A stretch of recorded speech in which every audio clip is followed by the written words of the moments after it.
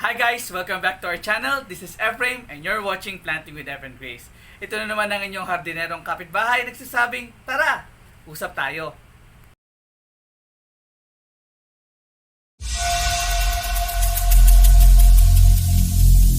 Every single day, I'm gonna make something great.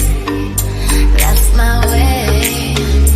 Every single day, I'm gonna make something great. That's my way.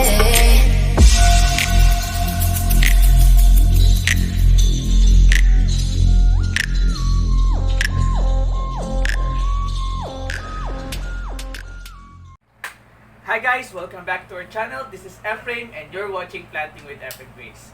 Nang pag pinag-usapan natin ang tema ng bahay, pinag-uusapan din natin yung mga uso ngayon katulad ng tinatawag nating tropical look-alike. Kung saan, we are talking about some plants na nagbibigay sa atin ng mga lalaki at magagandang mga foliages. At isa sa mga halaman na yon na sinasabi nating magandang ilagay pag sa tropical look ang ating bahay, we call that as the Philodendron bipinnatifidum. Okay? Or tinatawag nating Philodendron hopeselum o yung selum na tinatawag. Recently, these are reclassified as the Taumatophyllum bipinnatifidum, okay, or the tree philodendron. Okay, this particular plant is the hardy native of South America. Okay, South American region. So, as you can see, napakaganda ng kanyang mga foliages. Now, let's start with the leaves itself. So itong ating dahon dito or itong ating dahon to, it is quite similar dun sa ating mga kamay na kung saan naka-open siya sa taas.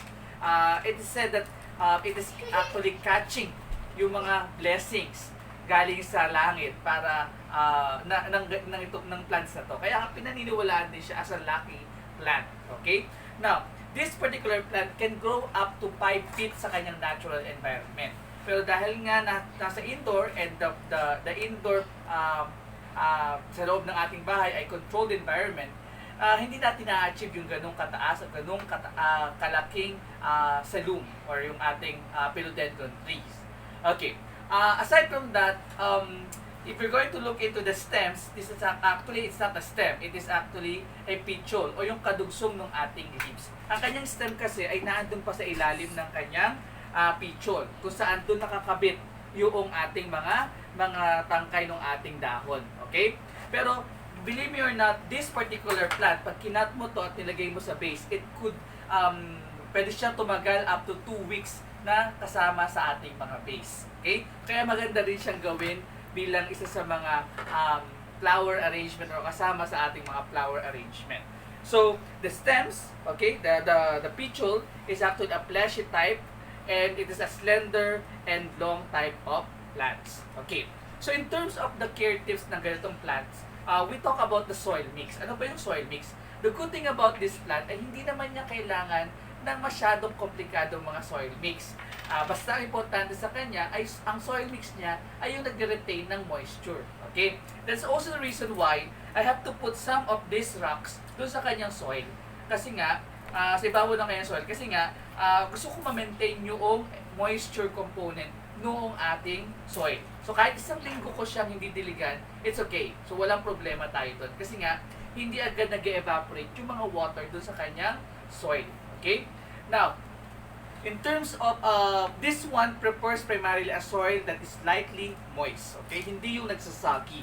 Kasi nga pag ang ating soil ay nag-absorb ng too much amount of water, the tendency of this plant is magkaroon siya ng yellowing nung kanyang dahon at hanggang sa mamatay at mawala. Okay? So ayaw natin mangyari yon. Another factor is pag basa kasi yung soil, it will also encourage yung tinatawag nating decomposition o yung ating rotting ng mga roots. And syempre, if we're going to be a plant lover, ayaw nating mamatay ang ating mga selum because of the root rots. Okay.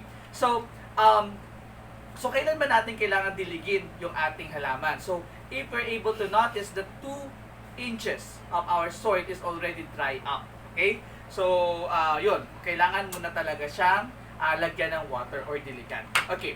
In terms of the light, remember, as you can see dun sa aming selum, lahat ng kanyang mga dahon ay naka-upward position. But actually, pag ang ating salum ay hindi siya or malayo siya sa light or hindi siya nakaka-achieve ng kanyang light condition, ang tendency ng ating dahon ay to move forward doon sa direction ng light source. That's why I would recommend it to you na pag nilagay natin siya sa indoor, I will recommend na i-rotate mo siya for quite some time para maging uniform yung kanyang yung dahon mismo. Okay? Pero some other gardener, ginagawa nila, nilalagyan nila ng poste. Okay? To control yung ganong klase ng environment. This salum nga pala is actually nilalagay namin sa balcony and receiving a light ng around 4 to 5 hours a day. Okay? So, ganon siya kaganda. Another kind of care tips that I would like to recommend is for you to wipe yung kanyang dahon to get the most efficient amount of light na kailangan niya. Okay? Especially during the growth season. Kasi nga, syempre, kailangan niya ng maraming light, kailangan niya to build more sugar para mag-create ng panibagong mga foliages. Okay. So, again, this one needs a medium or bright indirect light. Okay. Pero, tolerable naman siya kung direct light yon. Pero, we have to be careful on that. Sabi ko sa inyo ngayon, we have to take care of the plant, especially kung ito ay medyo masyadong mainit yung paligid. Okay. In terms of this particular plant will not do well in low light spaces.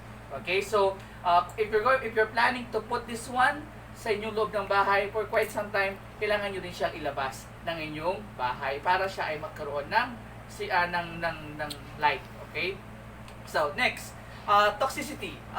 Unfortunately, this plant is toxic. The Philodendron Hope Salum is considered to be poisonous. Okay? Kaya nga, yung ating mga pets, you have to be careful on them. Napakawalan sila, especially kung yung plants natin ay available sa kanilang paligid. At pwede nilang kainin or kagatin or to bite the leaves ng ating mga halaman. Kapag ang aso at saka ng pusa. Why? Because it is actually, or most actually, of the Philodendron has what we call the chemicals na tinatawag natin calcium oxalate crystals. These are insoluble in water. And I think this is part of the defense mechanism ng ating Philodendron.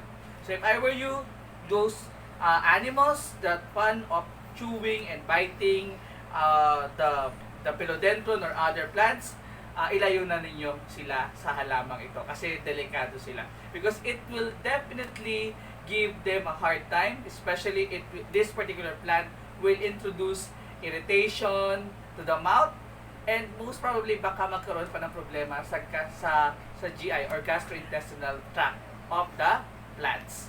Okay. So, I think mga kapitbahay, that's all for today. I think I have given you more information about this plant and I believe that you can make a good plant. You can make this particular plant inside your house na maganda at pwede nyo siyang ilagay sa inyong loob ng bahay. Provided may konting pag-iingat. Okay? So ito na naman ang inyong hardinerong kapitbahay nagsasabing, tara, magtanim tayo ng salum. Okay? So, till then,